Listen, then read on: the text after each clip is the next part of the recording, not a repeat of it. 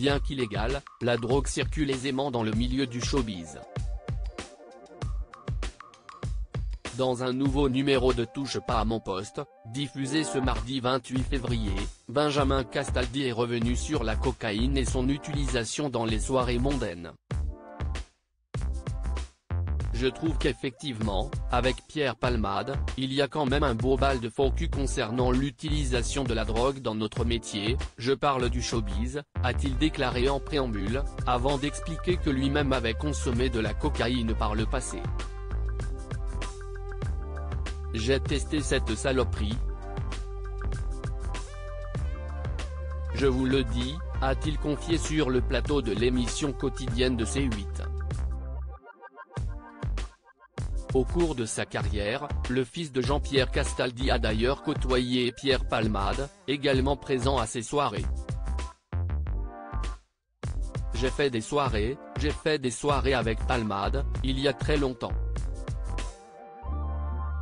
Et Benjamin Castaldi de poursuivre, si est-il vrai que moi, quand j'avais 17-18 ans, dans cette boîte de nuit, l'Élysée-Matignon, note de la rédaction, j'ai vu des gens extrêmement connus consommer des produits stupéfiants, s'est-il remémoré.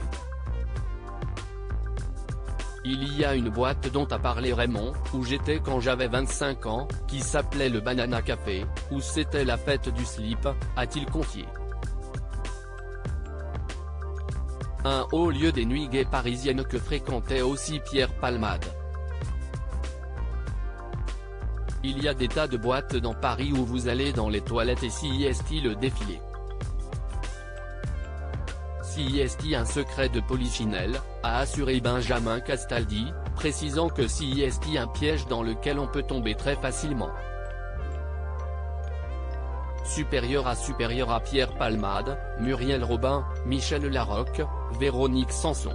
Les femmes de sa vieille affaire Pierre Palmade, une grande quantité de drogue au domicile de l'humoriste lors des perquisitions effectuées au domicile de Pierre Palmade, situé à Célie-en-Bière, Seine-et-Marne, les enquêteurs ont découvert de la drogue en quantité importante, notamment de la 3-MMC, de la cocaïne et du matériel d'injection, comme l'a rapporté Guillaume Fard, consultant police-justice de BFM TV, ce mardi 28 février. De la drogue, il y en avait en quantité importante au domicile de Pierre Palmade, tellement que les chiens renifleurs étaient perturbés, tant la concentration était importante dans la maison, a-t-il indiqué sur la chaîne d'information en continu. Mis en examen pour homicide involontaire et blessure involontaire sous l'emprise de stupéfiants, Pierre Palmade est également visé directement ou indirectement par deux autres enquêtes.